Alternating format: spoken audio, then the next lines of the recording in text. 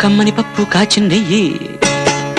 వేడి వేడి అన్నం మీద కమ్మని పప్పు కాచిందెయ్యి పప్పు తప్పడం కలిపి కొట్టడం భోజనం వన భోజనం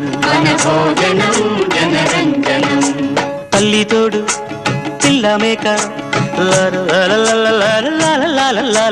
తల్లి తోడు పిల్ల మేక ఆలు మగలు అత్త కోడలు బాసు బంటూ ఒకటేనంటూ కలవడం భోజనం వన భోజనం